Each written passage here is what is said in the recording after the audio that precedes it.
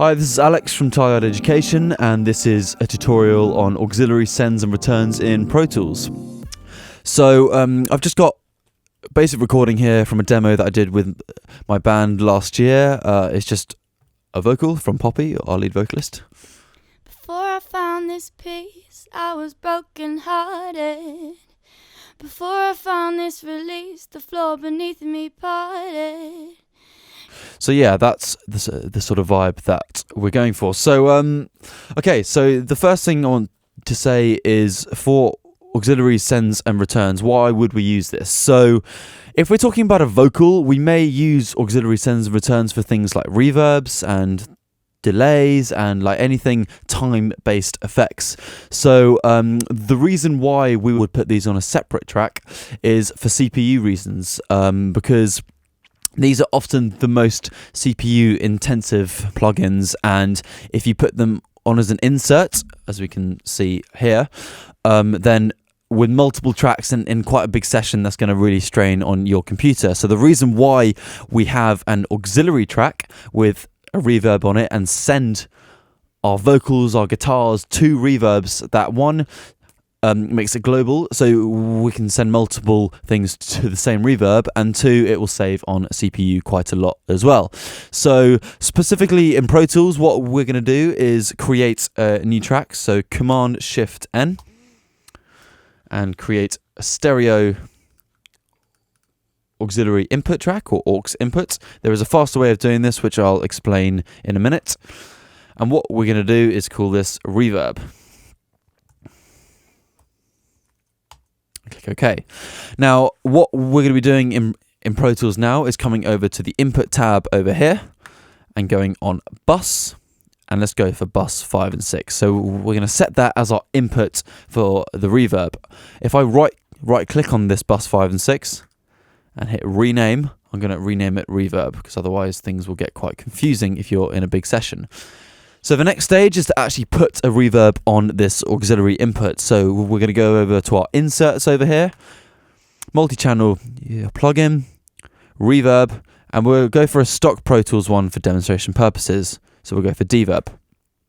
Now, this plugin is now on this auxiliary input. What is missing is we need to create a send, an auxiliary send, that we're going to create on our vocal track. So if we go to sends, A to E on Pro Tools, go to bus, and go to reverb. Now, this send is all the way down, so if I play it, before I found this peace, I was broken hearted. You won't hear any reverb yet, but if I send that signal into the reverb, before I found this peace, I was broken hearted.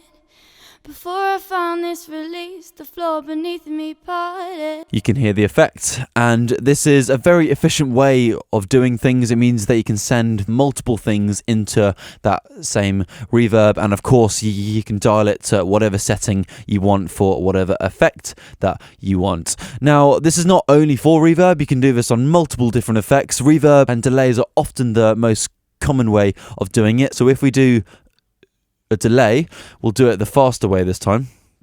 What we can do is go to our sends and go to new track. Now that's created with stereo aux input, and we'll call it delay.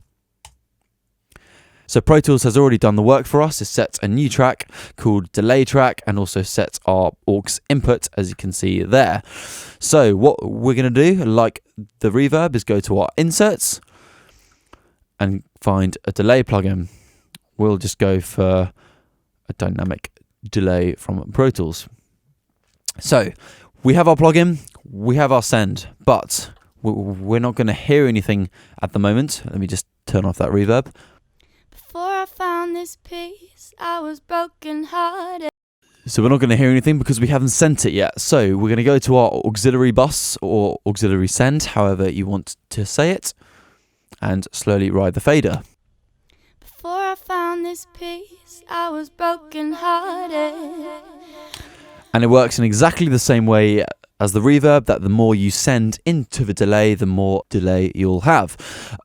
So those are two very common ways of doing things with auxiliary sends and return. You have your send, which is from the original track itself, and then you have the return track, which is actually the effect. So that reverb track that you can see here is the return track, and that delay track is also a return track as well. So that's why we call it a send, which is up here.